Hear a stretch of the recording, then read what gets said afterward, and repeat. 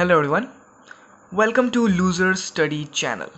तो आज हम पढ़ने वाले हैं आपके केमिस्ट्री का chapter 4 that is carbon and its compound. तो बेसिकली चैप्टर को शुरू करने के पहले आप ये चैप्टर फ्लो देख लो, क्या माल मसाला है चैप्टर में, so that it will be clear to you. So you may take a screenshot. हो गया?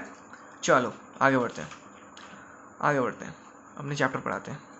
चलो, तो हमारे चैप्टर का नाम है कार्बन एंड कंपाउंड। तो चैप्टर बहुत कुछ बता रहा है। क्या बता रहा है कि हमें पढ़ना है कार्बन के बारे में और उसके कंपाउंड्स के बारे में, कौन कौन से होते हैं, कैसे बनते हैं, क्या केमिकल प्रॉपर्टीज़ है, सब देखने वाले इन डेप्थ। चलो शुरू करते हैं। तो शुरू करते हैं चैप्टर को with the hashtag let's beat it. तो सबसे पहले हम देखते हैं कार्बन। तो कार्बन की कुछ प्रॉपर्टीज़ जान लो। कार्बन जो है वो ग्रुप 14 एलिमेंट है, एक नॉन मेटल है। इसका नाम जो है वो हमने डिराइव किया है लैटिन वर्ड कार्बो से, जिसका मतलब होता है कोल। अब लैटिन और ग्रीक वर्ड के तो हम दीवाने पहले से ही हैं, मत पूछो। तो ये कार्बो से डिराइव, अब कोल पर इसका नाम क्यों पड़ा? क्योंकि कोल का मेजर कंपोनेंट जो है वो कार्बन है। अब अगर हम ऑकरेंस की बात करें तो ये 0.02% अर्थ क्रस्ट में प्रेजेंट होता है मिनरल्स की फॉर्म में, और 0.03% अर्थ एटमोसफेयर में होता है। बड़ा ही सिंपल सा गैस, प्यारा दुलाड़ा हमारा कार्बन डाइऑक्साइड इस फॉर्म में प्रेजेंट होता है। अब हम एग्जाम्पल से क्लियर करते हैं। तो सबसे पहले जो ह्यूमन बॉडी वो मेनली कार्बन कंपाउंड से बनी है। और इतना ही नहीं, most of plants and animals जो है उनकी जो बॉडी है वो कार्बन कंपाउंड से बनी हुई है। इतना ही नहीं, जो आप फूड खाते हो पल्सेस हो गया, ग्रेन्स हो गया, शुगर हो गया, एक्सेट्रा एक्सेट्रा। ठीक है, यही नहीं, आप जो फैब्रिक यूज़ करते हो जिसमें आ गया आपका कॉटन हो गया, ठीक है, कॉटन हो गया, पॉलिस्टर हो गया, उसके बाद आपका हो गया नायलॉन। तो ये सब, उसके बाद हाँ, टेफ्लॉन कोटिंग भी आपको पता होगी। तो वो सब, इस सब में कार्बन कंपाउंड का यूज़ होता है। उसके बाद कार्बन का यूज़ हम फ्यूल में भी करते हैं। फ्यूल्स में एलपीजी, पेट्रोलियम, वुड, एक्सेट्रा। और इतना ही नहीं, आजकल तो हम एक नई चीज़ यूज़ कर रहे हैं, डेट इज कार्बन फाइबर। आपने सुना होगा महंगी कार्स में इसका यूज़ किया जाता है। कार्स में ये बहुत ही लाइट वेट और बहुत ही ड्यूरेबल होता है, डेट्स वाई। ठीक है, तो ये पता चल गया आपको। अब चलो, अब आगे बढ़ते हैं। अब कार्बन जो है वो हमेशा कोवेलेंट बॉन्ड बनाता है। ऐसा क्यों? तो इसकी एटॉमिक नंबर की बात करें तो कार्बन का जो एटॉमिक नंबर है डेट इज 6। तो इलेक्ट्रॉन कन्फिग्रेशन क्या होगा? इलेक्ट्रॉन कन्फिग्रेशन हो जाएगा 2 4, एसपीडी में लिखे तो 1s2, 2s2, 2p2। ठीक है, ये हो जाएगा इसका इलेक्ट्रॉन कन्फिग्रेशन। अब देखो ध्यान से देखो, आउटरमोस्ट शेल में 4 इलेक्ट्रॉन्स है। हमें पता है कि एटम को जो है स्टेबल होने के लिए, ठीक है, एटम को स्टेबल होने के लिए क्या करना होता है? ऑक्टेट या ड्यूप्लेट, यही होना चाहिए। अब कार्बन क्या करेगा? देखो, कार्बन में इलेक्ट्रॉनिक कन्फिग्रेशन में पता है तो 2 और 4, तो या तो ये 4 इलेक्ट्रॉन गेन करके बना देगा C4 नेगेटिव, तो इससे इसका ऑक्टेट कंप्लीट हो जाएगा, या तो ये 4 इलेक्ट्रॉन लूज करके बनाएगा C4 पॉजिटिव, तो इससे इसका ड्यूप्लेट कंप्लीट हो जाएगा। लेकिन इतना इजी नहीं है।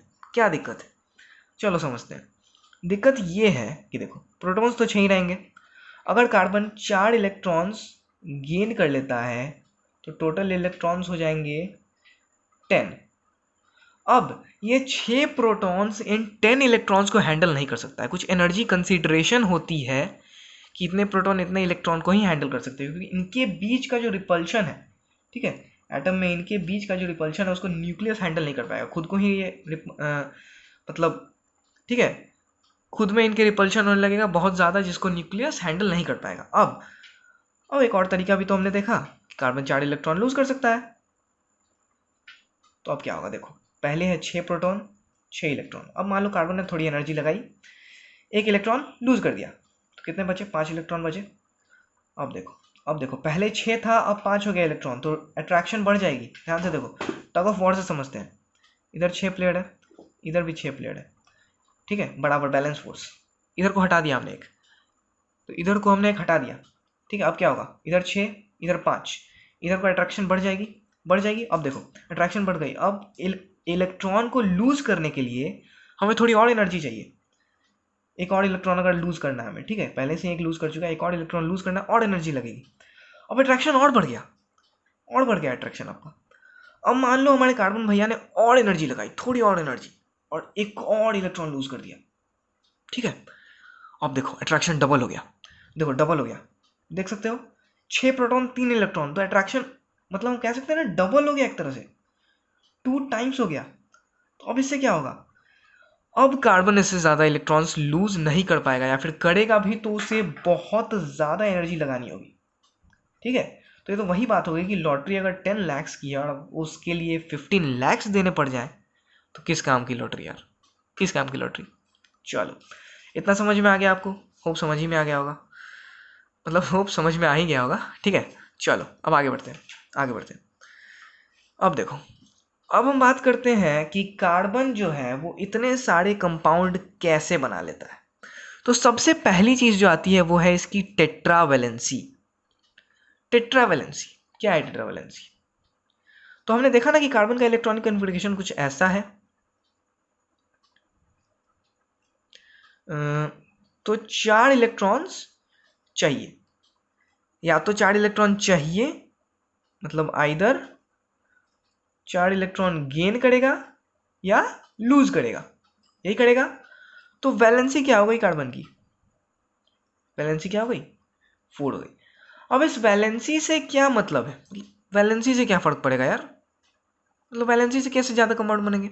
अब देखो हमने क्या पढ़ा कि कार्बन जो है, मतलब हमें पता है ना कि 2 तरह के बॉन्ड होते हैं, आयनिक बॉन्ड और कोवेलेंट बॉन्ड, ठीक है।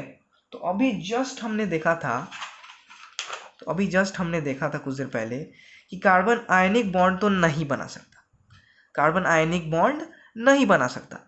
तो कार्बन क्या करेगा, कार्बन क्या करेगा, एक और तरीका है कोवेलेंट बॉन्ड बनाने का। हमने पढ़ा है कि आयनिक बॉन्ड क्या होता है और कोवेलेंट बॉन्ड क्या होता है, क्लास 9 में हमने पढ़ा है। तो आयनिक बॉन्ड में हम या तो इलेक्ट्रॉन गेन या लूज करते हैं, ठीक है, आइदर गेन या लूज करते हैं इलेक्ट्रॉन। और कोवेलेंट बॉन्ड में होती है हमारी शेयरिंग, कोवेलेंट बॉन्ड में हमारी होती है शेयरिंग। तो कार्बन क्या करेगा, इलेक्ट्रॉन्स शेयर कर लेगा। अब एग्जाम्पल में से हाइड्रोजन को लो तो उसको एक इलेक्ट्रॉन चाहिए, तो एक हाइड्रोजन यहाँ कनेक्ट हो जाएगा, एक यहाँ हो जाएगा, एक यहाँ हो जाएगा, एक यहाँ हो जाएगा, तो 2 इलेक्ट्रॉन शेयर हो गए। ये कार्बन के 4 इलेक्ट्रॉन, अब हाइड्रोजन ऐसे ऐसे अगर कनेक्ट हो जा रहा है, ठीक है, तो हाइड्रोजन के भी 2 कंप्लीट हो जाएंगे, कार्बन के भी 2। अब एग्जाम्पल से देखो, एक साइकिल है, ठीक है, एक साइकिल है, उसे आप भी चला रहे हो, आपका दोस्त भी चला रहा है, तो साइकिल तो दोनों की काम आ गई ना। अब उस साइकिल को आप भी यूज़ कर रहे हो, आपका दोस्त भी यूज़ कर रहा है, तो दोनों के पास साइकिल हो गई, दोनों का काम निकल रहा है, ठीक है, समझ आ रहा है। तो वैसे ही होता है कोवेलेंट बॉन्ड में, हम इलेक्ट्रॉन्स, मतलब हम नहीं, जो एटम्स होते हैं वो इलेक्ट्रॉन्स शेयर कर लेते हैं। तो कार्बन के भी 4 4 8 हो गए और हाइड्रोजन के भी 2 2 हो गए, तो ऐसे बनता है कोवेलेंट बॉन्ड। तो अब वैलेंसी से क्या फर्क पड़ेगा, देखो कार्बन को चूंकि 4 इलेक्ट्रॉन गेन करने हैं या लूज करने हैं, तो शेयरिंग में तो खैर लूज कोई नहीं करता है, सब गेन ही करते हैं, तो ये चारों तरफ बॉन्ड बना सकता है। अगर मान लो कोई और है, उसकी वैलेंसी 3 है, मान लो नाइट्रोजन, तो 3 वैलेंसी है ना, 3 ही बना पाएगा ना, 3 ही तरफ बॉन्ड बना पाएगा, लेकिन कार्बन चारों तरफ से बॉन्ड बना सकता है। तो हुआ ना फायदा, इसका मतलब एक लार्ज नंबर ऑफ कंपाउंड बना सकता है, क्योंकि 4 4 अलग अलग एटम इसके साथ जुड़ सकते हैं। तो दैट्स वाई टेट्रावेलेंसी भी एक फैक्टर है due to which carbon can form a large number of compound. अब देखते हैं कैटिनेशन प्रॉपर्टी, जिसको हम लोग सेल्फ कॉम्बिनेशन प्रॉपर्टी भी बोलते हैं, ठीक है, सेल्फ कॉम्बिनेशन प्रॉपर्टी भी हम इसको बोलते हैं।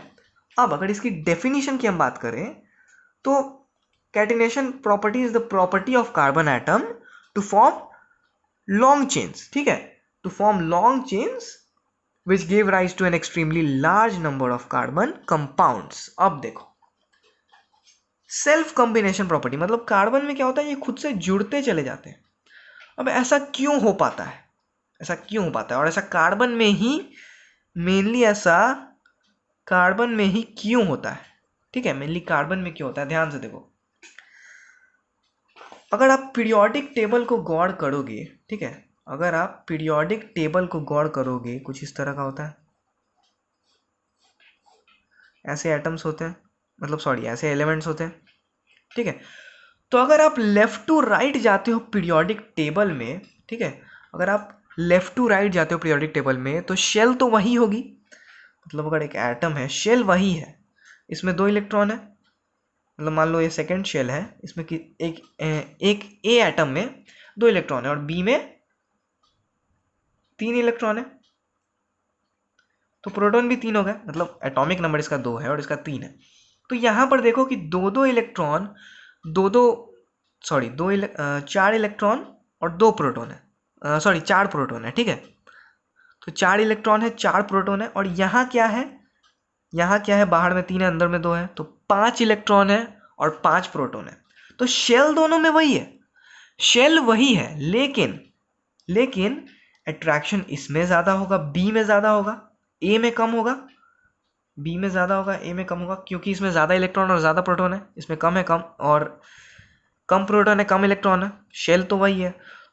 तो इलेक्ट्रॉन्स जो होंगे वो ज़्यादा क्लोज आ जाएंगे न्यूक्लियस के, तो ऐसे क्या होगा, एटॉमिक नंबर इधर बढ़ रहा है, एटॉमिक नंबर इधर बढ़ता जा रहा है, तो इसका मतलब अट्रैक्शन बढ़ेगा, अट्रैक्शन बढ़ेगा तो क्या इलेक्ट्रॉन ज़्यादा क्लोज आते जाएंगे, तो एटॉमिक साइज जो होगा, सॉरी एटॉमिक रेडियस जो होगा वो घटेगा। कैसे, वो घटेगा, पता चल गया हमें, लेफ्ट टू राइट जाने पर वो घटेगा, ठीक है। अब इतना समझ में आ गया। लेकिन वही अगर आप टॉप टू बॉटम जाते हो, अगर आप टॉप टू बॉटम जाते हो तो वो बढ़ता है। अब ये क्यों होता है, आप ये तो ऑब्वियस सी बात है कि आप जैसे जैसे नीचे जाओगे तो न्यू न्यू शेल इंट्रोड्यूस होते चले जाएंगे, ठीक है, तो नए नए शेल इंट्रोड्यूस होते चले जाएंगे, तो इसकी वजह से क्या होगा, जितने ज़्यादा शेल्स बनेंगे उतना बड़ा एटॉमिक रेडियस होगा। तो अब कोई भी कंपाउंड कितना स्ट्रांग है ये कैसे हम पता करेंगे। अब मान लो ये कोई कंपाउंड है ए बी, तो ए और बी के न्यूक्लियस में जितना ज़्यादा अट्रैक्शन होगा, जितना ज़्यादा अट्रैक्शन होगा, हमारा जो ए बी कंपाउंड होगा वो उतना ज़्यादा स्ट्रॉन्गर होगा, उतना ज़्यादा स्ट्रॉन्गर होगा। तो अब जितना कम होगा उतना स्ट्रॉन्गर, तो ये कम कब होगा, जब एटॉमिक रेडियस कम होगा। तो कार्बन में कैटिनेशन प्रॉपर्टी क्यों हो पाती है, क्योंकि जो कार्बन एटम है वो ग्रुप 14 में है। ग्रुप 14 पता है आपको, बहुत इधर तरफ होती है, मतलब हम बोल सकते हैं उसे राइट एक्सट्रीम की तरफ होती है। तो डेट्स वाई कार्बन के जो एटम्स हैं वो मतलब इलेक्ट्रॉन्स जो है वो ज़्यादा क्लोज आ जाते हैं और उसका रेडियस थोड़ा कम हो जाता है, और उसकी वजह से जो भी कंपाउंड वो बनाता है वो ज़्यादा स्ट्रॉन्ग कंपाउंड्स होते हैं, मतलब जो भी कंपाउंड कार्बन बनाएगा वो स्ट्रॉन्ग होंगे, ठीक है। तो अब समझ में आ रहा है आपको कैटिनेशन प्रॉपर्टी, यही हुआ ना, समझ में आ गया कि स्मॉल साइज की वजह से जो न्यूक्लियस है वो ज़्यादा strongly shared pair of electron को पकड़ के रखेगा, ठीक है, और उसके कारण क्या होगा, स्ट्रॉन्गर बॉन्ड्स बनेंगे। तो अब समझ में आ गया आपको कैटिनेशन प्रॉपर्टी क्या होता है और टेट्रावैलेंसी क्या होता है, क्लियर है। तो अब नेक्स्ट लेक्चर में हम डिस्कस करेंगे आपका ऑकरेंस, उसके बाद एलोट्रॉप्स के बारे में। और हाँ, अगर वीडियो अच्छा लग रहा है तो लाइक कर देना, ठीक है, लाइक कर देना। तो चलिए मिलते हैं हम नेक्स्ट लेक्चर में, तब तक जय हिंद, जय भारत, वंदे मातरम।